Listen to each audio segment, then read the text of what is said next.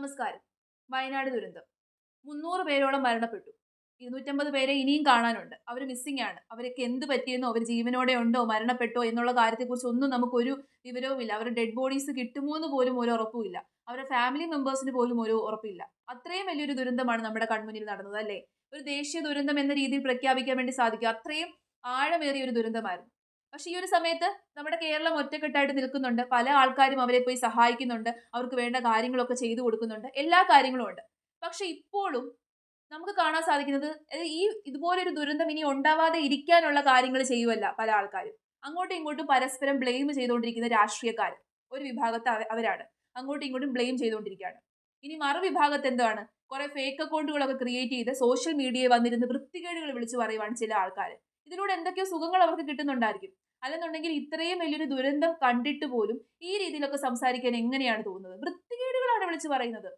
അതുകൂടാതെ തന്നെ എന്തൊക്കെയോ മറച്ചു വെക്കാനാണ് എന്നുള്ള രീതിയിൽ ഇറക്കിയ ഒരു വിചിത്രമായിട്ടുള്ള റിപ്പോർട്ട്. അപ്പൊ അതിനെക്കുറിച്ച് ആ 3 കാര്യത്തെക്കുറിച്ച് സംസാരിക്കാനാണ് ഞാൻ ഈ വീഡിയോയിലേക്ക് വന്നത്. ഇനി വയനാട് ദുരന്തത്തെക്കുറിച്ച് ഞാനൊരു വീഡിയോ ചെയ്യത്തില്ല. കാരണം ഈ ഒരു ദുരന്തം നടന്ന പിറ്റേ ദിവസം തന്നെ, അതായത് ആ ദുരന്തം നടന്ന ആ ദിവസം തന്നെ ഞാൻ ആദ്യത്തെ വീഡിയോ ചെയ്തത് ആ ദിവസം തന്നെയാണ്. ആ ഒരു സമയത്ത് ഞാൻ മനസ്സിലാക്കിയ എനിക്ക് അറിയാവുന്ന കാര്യങ്ങളൊക്കെ തന്നെ ഞാൻ ആ വീഡിയോയിൽ സംസാരിച്ചു. ഞാൻ 100% പെർഫെക്റ്റ് ആണെന്നോ എന്റെ അറിവ് 100% ശരിയാണോ എന്നൊന്നും ഞാൻ അവകാശപ്പെടുന്നില്ല. പക്ഷെ 2018 ഫ്ലഡിന് ശേഷം നമ്മുടെ കേരളത്തിൽ നടന്ന സംഭവങ്ങളെയൊക്കെ മുൻനിർത്തി ആ ഒരു സമയത്ത് വന്ന പഠന റിപ്പോർട്ടുകളൊക്കെ ഞാൻ വായിച്ചത് വെച്ചിട്ടാണ് ഞാൻ കാര്യങ്ങളെല്ലാം എല്ലാവരിലേക്കും എത്തിച്ചത്. എന്റെ ഒരു പ്രതിഷേധ മാർഗം എന്നുള്ള രീതിയിലാണ് ഞാൻ അതിനെ ഉപയോഗിച്ചത്. പല റിയാക്ഷൻ യൂട്യൂബേഴ്സിന്റെ വീഡിയോസ് ഞാൻ പോയി കണ്ടു. അവരുടെ ചാനലിൽ പോയി ഞാൻ സന്ദർശിച്ചു. ആ ഒരു സമയത്തൊക്കെ അവർ ഈ വയനാട് ദുരന്തത്തിന് ജസ്റ്റ് ഒരു സബ്ജക്ട് എന്നുള്ള രീതിയിൽ എടുത്ത് ഒരു ദിവസം ഒരു വീഡിയോ ഇട്ടതല്ലാതെ ഇതിനെക്കുറിച്ച് ഡീറ്റെയിൽ ആയിട്ട് സംസാരിക്കാനോ എക്സ്പ്ലെയിൻ ചെയ്യാനോ ഒന്നും അവർ തയ്യാറായില്ല. പക്ഷെ ഞാൻ ഇതിനെക്കുറിച്ച് ഡീറ്റെയിൽ ആയിട്ട് സംസാരിച്ചു, എക്സ്പ്ലെയിൻ ചെയ്തു. എന്റെ ഒരു പ്രതിഷേധ മാർഗം എന്നുള്ള രീതിയിലാണ് ഞാൻ ഈ വീഡിയോ ഉപയോഗിച്ചത്. ആ ഒരു സമയത്ത് പോലും എന്റെ വീഡിയോയുടെ അടിയിൽ വന്ന് നെഗറ്റീവ് കമന്റുകൾ ഇട്ടോട്ടെ, അതായത് ഞാൻ പറയുന്നത് തെറ്റാണ്, ഞാൻ തെറ്റിദ്ധരിപ്പിക്കാൻ നോക്കി, ഇങ്ങനെയൊക്കെ കമന്റുകൾ ഇട്ടോട്ടെ, കുഴപ്പമില്ല. പക്ഷേ വൃത്തികേടുകൾ പറയുവാണ്. വൃത്തികേടുകൾ എന്ന് വെച്ചാൽ പുഴുത്ത തെറി വിളിച്ച് പറയുവാണ്. എന്തിന്റെ കാര്യത്തിന് വേണ്ടി? ഞാൻ ആരെങ്കിലും തെറി വിളിച്ചോ? ഇനി അതുകൂടാതെ തന്നെ ചില ആൾക്കാർ ഇപ്പോഴും കുറെ കണ്ണടച്ച് ഇരുട്ടാക്കുന്നവരുണ്ട്. അതായത് ഗ്ലോബൽ വാർമിംഗ് മൂലമാണ്, ചൂട് കൂടിയത് മൂലമാണ്. ഈ ഗ്ലോബൽ വാർമിംഗും ചൂട് കൂടുതലും ഒക്കെ എന്ത് കാരണത്താലാണ്? എന്ത് കാരണം കൊണ്ടാണ് ഈ ഗ്ലോബൽ വാർമിംഗ് ഉണ്ടാവുന്നത് എന്ന് നിങ്ങൾക്ക് അറിയാമോ? അതുകൂടാതെ തന്നെ ചില ആൾക്കാർ പറയുന്നുണ്ട് ക്യുമുലേറ്റീവ് മേഘങ്ങൾ വന്നുകൊണ്ടാണ്, കൂടുതലായിട്ട് മഴ പെയ്തുകൊണ്ടാണ്. ഈ ക്യുമുലേറ്റീവ് മേഘങ്ങളും ന്യൂനമർദ്ദവും കൂടുതലായിട്ടുള്ള മഴയും ഇതിനു മുമ്പും ഉണ്ടായിരുന്നു. മൺസൂൺ എന്ന് പറയുന്ന ഒരു പ്രതിഭാസം ഉണ്ടാവാൻ തുടങ്ങിയ കാലം തൊട്ടേ ഈ സംഭവങ്ങളൊക്കെ ഉണ്ടായിരുന്നു. പക്ഷെ ഇത്രയധികം ശക്തമായിട്ടുള്ള മഴ പെയ്യുമ്പോൾ പിടിച്ചു നിർത്താൻ വേണ്ടി മണ്ണിനുള്ള കപ്പാസിറ്റി പോയി. അതുകൊണ്ടാണ് ഇത്രയും വലിയ ദുരന്തങ്ങൾ ഉണ്ടാകുന്നത്. 2018 ശേഷം ഉരുൾപൊട്ടൽ എന്ന് പറയുന്നത് കേരളത്തിൽ സർവ്വസാധാരണമാണ്. അപ്പം അതിന്റെ മൂലകാരണം കണ്ടെത്തി അതിന് എന്തൊക്കെയാണോ ചെയ്യേണ്ടത് അത് ചെയ്യുകയല്ലേ ചെയ്യേണ്ടത്. എന്നാൽ നമ്മുടെ നാട്ടിലെ രാഷ്ട്രീയക്കാർ എന്തോ ചെയ്തുകൊണ്ടിരിക്കുന്നത്? ഈ ഒരു ദുരന്ത സമയത്ത് നമ്മുടെ സെൻട്രൽ ഗവൺമെന്റ് അമിത്ഷാ പറഞ്ഞു ഈ ദുരന്തത്തെക്കുറിച്ച് നേരത്തെ വാണിംഗ് തന്നിട്ടുണ്ടായിരുന്നത്. പിണറായി വിജയൻ സാർ പറയുന്നത് എന്താണ്? ദുരന്തത്തെക്കുറിച്ച് വാണിംഗ് ഒക്കെ തന്നു, പക്ഷെ 100 മില്ലിമീറ്റർ മുതൽ 200 മില്ലിമീറ്റർ വരെ മഴ ലഭിക്കുമെന്നാണ് വാണിംഗ് തന്നത്. പക്ഷെ ഇവിടെ പെയ്തത് അതിനേക്കാട്ടിൽ മേലെയുള്ള മഴയാണ്. അങ്ങോട്ടും ഇങ്ങോട്ടും ബ്ലെയിം ചെയ്തുകൊണ്ടിരിക്കുകയാണ്. ഞങ്ങൾ വാണിംഗ് തന്നതാണ്, നിങ്ങൾ വാണിംഗ് തന്നിട്ടില്ല. അതാണ് ഇവര് നോക്കുന്നത്. ഇങ്ങനെയുള്ള രാഷ്ട്രീയക്കാർക്ക് പവറും അധികാരവും ഒക്കെ ഉണ്ട്. ഈ ദുരന്തത്തെ തടയാൻ വേണ്ടി എന്ത് ചെയ്യാനാകും അവർക്കത് ചെയ്യാൻ പറ്റും. പക്ഷെ അവരാരും അത് ചെയ്യുന്നില്ല. പരസ്പരം ബ്ലെയിം ചെയ്തുകൊണ്ടിരിക്കുകയാണ്. ഇനി അതുകൂടാതെ തന്നെ നമ്മുടെ രാജ്യത്തെ പ്രമുഖരായിട്ടുള്ള 2 സിബ്ലിങ്സ്, ഒരു അനിയനും ചേച്ചിയും, അവർ വന്നിട്ട് എന്ത് ചെയ്യുവാണ്? ദുരന്ത ആ ഒരു ഏരിയ സന്ദർശിച്ചു. ഇങ്ങനെയൊക്കെ ചെയ്തത് കൊണ്ട് മാത്രം എന്തെങ്കിലും ആകുമോ? ഇനി അതും പോരാഞ്ഞിട്ട് നമ്മുടെ കേരളത്തിൽ നിന്നൊരു കേന്ദ്രമന്ത്രിയെ ജയിപ്പിച്ചു വിട്ടിട്ടുണ്ടായിരുന്നു. ആ കേന്ദ്രമന്ത്രിയോട് മാധ്യമപ്രവർത്തകർ എന്തെങ്കിലും ഒരു കാര്യം ചോദിക്കുമ്പോഴത്തേക്കും ശോഭിക്കുവാണ്.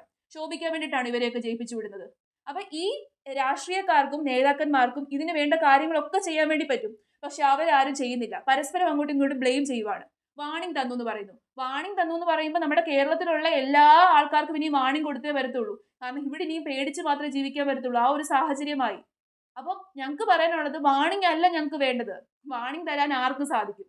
ഇതുപോലെ മഴ വരുന്നു, ഉരുൾപൊട്ടൽ വരുന്നു എന്നുള്ള വാണിംഗ് തരാൻ ആർക്കും സാധിക്കും. ഈ ഉരുൾപൊട്ടൽ വരുന്നു എന്ന് പറഞ്ഞ് വാണിംഗ് തരുമ്പോൾ നമ്മൾ എവിടേക്ക് പോകും? ഏത് സ്ഥലം സേഫ് ആണെന്ന് പറഞ്ഞുകൊണ്ട് പോകും? കേരളത്തിലെ എല്ലാ ഏരിയ ഇപ്പൊ ദുർബലമാണ്. ഏത് സ്ഥലം സേഫ് ആണെന്ന് പറഞ്ഞുകൊണ്ട് പോകും? അപ്പൊ വാണിംഗ് അല്ല വേണ്ടത്. ഇങ്ങനെ ഒരു കാര്യം ഇനി ഉണ്ടാവാതെ ഇരിക്കാൻ വേണ്ടി കേരളത്തിനെ സ്ട്രോങ് ആക്കാൻ എന്ത് ചെയ്യണം? ആ കാര്യങ്ങൾ ചെയ്യുവാണ് ചെയ്യേണ്ടത്. രാഷ്ട്രീയക്കാർക്ക് എന്തെങ്കിലും ചെയ്തു തരാൻ താല്പര്യം ഉണ്ടെങ്കിൽ അതാണ് ചെയ്തു തരേണ്ടത്. ഇനി വേറൊരു വിഭാഗത്തെ കുറിച്ച് ഞാൻ പറഞ്ഞല്ലോ, കമന്റ് ഇട്ട് കളിക്കുന്നവര്. അവിടെ ഒരു ഭയങ്കരമായിട്ട് വൈറലായ ഒരു കമന്റ് ഉണ്ടായിരുന്നു. അതായത് ഒരു അമ്മ ഇട്ട കമന്റ് ആണ്. അവിടെ ആർക്കെങ്കിലും ഏതെങ്കിലും കുഞ്ഞുങ്ങൾക്ക് മുലപ്പാൽ വേണമെങ്കിൽ തരാൻ തയ്യാറാണ് എന്ന് പറഞ്ഞൊരു അമ്മ ഇട്ട കമന്റ്. ആ കമന്റിന്റെ അടിയിൽ ഒരുത്തൻ വന്നിട്ടേക്കുവാണ്. ഭയങ്കര എന്തോ വലിയ സംഭവമാണ് അവൻ വന്നിട്ടേക്കുവാണ്, കറവയുണ്ടെന്ന് തോന്നുന്നു. ഇവന്റെ അമ്മയും പെങ്ങളെയൊക്കെ കറവ പശുക്കളെ പോലെയാണോ കാണുന്നത്? എനിക്ക് തോന്നുന്നില്ല. ഇവനൊക്കെ ഒരു അമ്മയുടെ പാല് കുടിച്ച് വളർന്നവനാണെന്ന്. വല്ല റബ്ബർ പാലും കുടിച്ച് വളർന്നവനായിരിക്കും. അല്ലെന്നുണ്ടെങ്കിൽ ഈ രീതിയിലൊക്കെ കമന്റ് ഇടാൻ വേണ്ടി തോന്നുന്നു ഈ ഒരു സമയത്തും. എന്ത് മനസ്ഥിതിയാണ് ഇവരുടെയൊക്കെ? ഇതുപോലുള്ള നീച ജന്മങ്ങൾക്ക് ഈ സമയത്തെങ്കിലും വാ തുറക്കാതിരുന്നൂടെ? പറവയുണ്ടെന്ന് തോന്നുന്നു. ഓ, ഇവന്റെയൊക്കെ എടുത്തു പോകുന്ന പെണ്ണുങ്ങളെ സമ്മതിക്കണം. അല്ലെന്നുണ്ടെങ്കിൽ ഇവനെ ഏതെങ്കിലും ഒരു അമ്മ പാല് കൊടുത്താണല്ലോ വളർത്തിയത്. ആ അമ്മ എന്ത് പാപമാണോ ചെയ്തത് ഇതുപോലൊരു ജന്മത്തിനെ ജനിപ്പിക്കാൻ വേണ്ടി? അവന്റെ ഫോട്ടോസ് ഞാൻ കൊടുക്കുന്നുണ്ട്. ഇവന്റെ ഒന്നും ഫോട്ടോസ് ഒന്നും ഹൈഡ് ചെയ്തിട്ടൊന്നും ഒരു കാര്യമില്ല. ഇവനെയൊക്കെ ആൾക്കാർ കാണണം, ഇതുപോലുള്ള പകൽമാന്യന്മാരെ.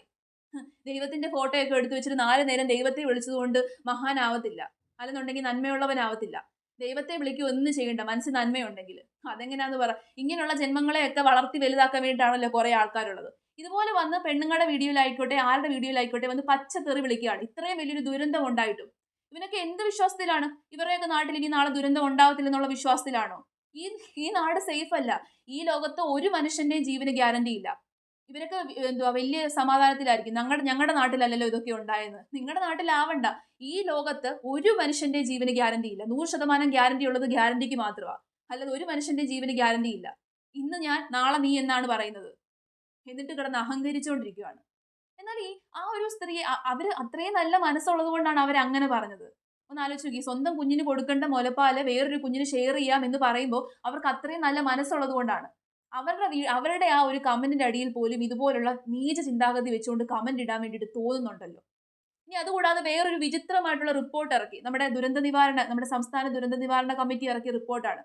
പല ആൾക്കാരും പറഞ്ഞല്ലോ ഇതിനകത്തൊന്നും ഹൈഡ് ചെയ്യാനില്ല, ഇതൊക്കെ എന്തോ വലിയ മഴ വന്നതുകൊണ്ടാണെന്നൊക്കെ. പക്ഷെ എന്തുകൊണ്ടാണ് ദുരന്ത നിവാരണ കമ്മിറ്റി ഇങ്ങനെ ഒരു റിപ്പോർട്ട് ഇറക്കിയത്? ശാസ്ത്രജ്ഞന്മാർക്ക് അവിടെ വന്ന് പഠിക്കാനുള്ള അനുവാദമില്ല.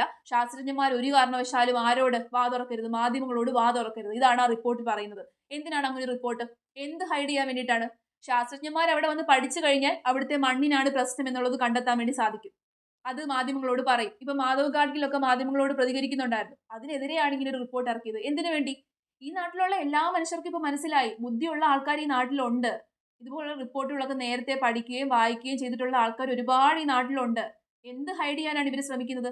എന്റെ വീഡിയോയുടെ അടിയിൽ വന്നിട്ട് ഞാൻ പറഞ്ഞത് തെറ്റാണ്, തെറ്റിദ്ധാരണ പരത്തുവാണ് എന്ന് ചോദിക്കുന്നവരോട് എനിക്ക് പറയാനുള്ളത്, എന്ത് ഹൈഡ് ചെയ്യാൻ വേണ്ടിയിട്ടാണ് ഇങ്ങനെ ഒരു റിപ്പോർട്ട് ഇറക്കിയത്? ഒന്നും ഹൈഡ് ചെയ്യാനില്ലെന്നുണ്ടെങ്കിൽ അവിടെ ശാസ്ത്രജ്ഞന്മാർ വരണ്ടെന്ന് ആരും പറയത്തില്ല.